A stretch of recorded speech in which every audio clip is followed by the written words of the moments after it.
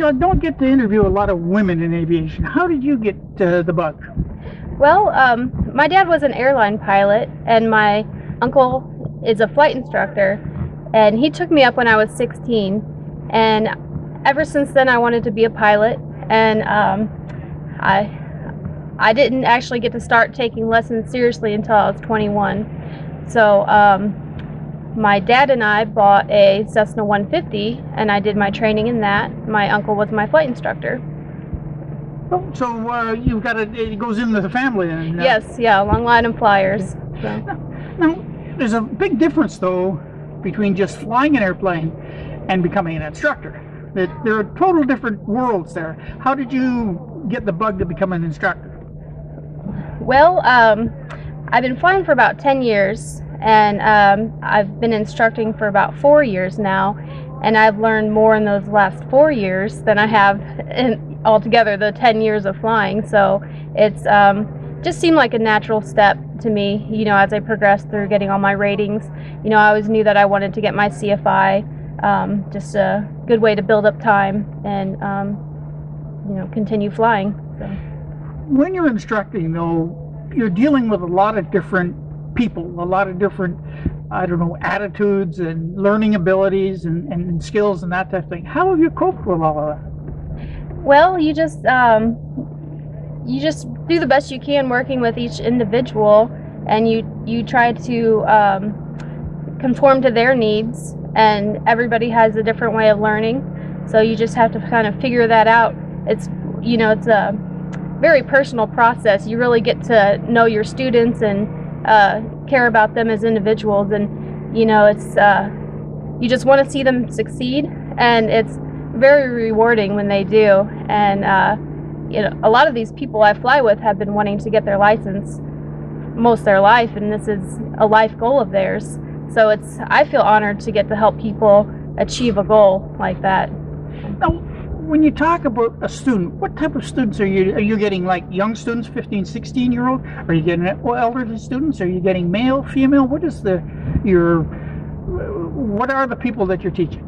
Well, wide variety. My last student to get his license was 17 years old, and I've been talking to a guy recently that wants to start flying the Jabiru who is 80 years old. So, you know, wide variety there. And I've actually had 2 women I've been training, and so we're trying to promote women in aviation.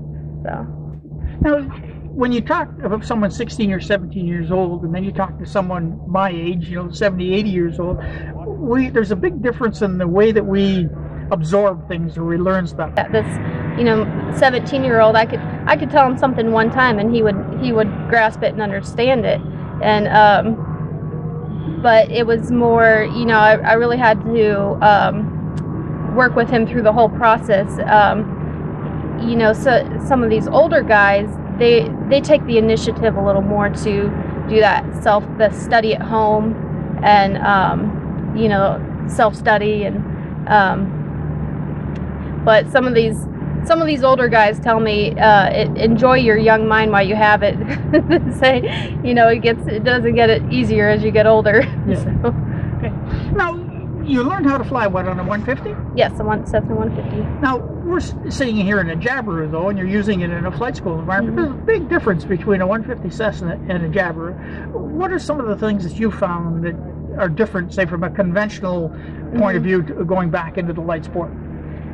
Well, a Cessna 150, it's a little more forgiving as far as, you know, learning how to fly it.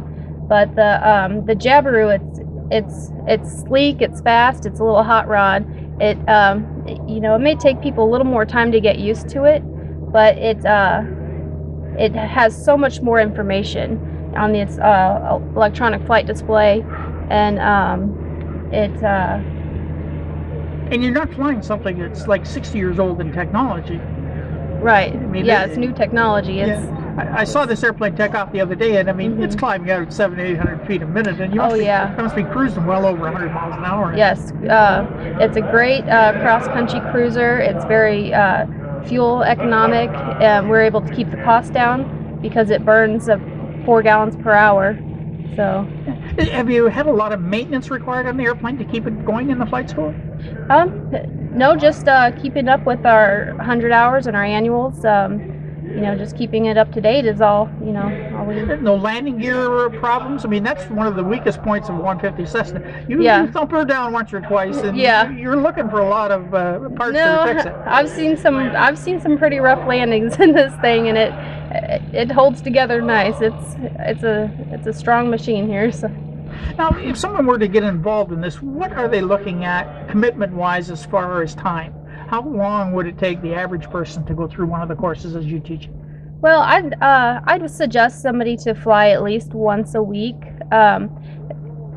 Preferably a couple times a week.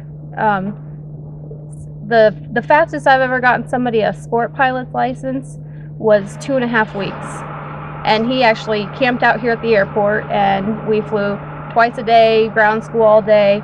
That might have been a little too fast, but but you can do it. You can get it. Yeah, you can do it. In a short amount of time. But I'd say the average would be 4 months, 3 or 4 months. And are the students traveling from distances to learn how to fly, or are they all local? We've had some guys from up in Chicago come down, just stay here at the airport while they're doing their flight training. Mostly local. So if someone were interested in learning how to fly, are you working like all year teaching? Yes, all year long we do flight training, summer, winter.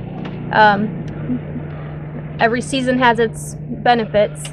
Winter actually is some pretty good flying. So. Yeah, the climb rates are fantastic. Climb rates are fantastic. Yeah, performance on the airplane is good, and heater works great in here. So.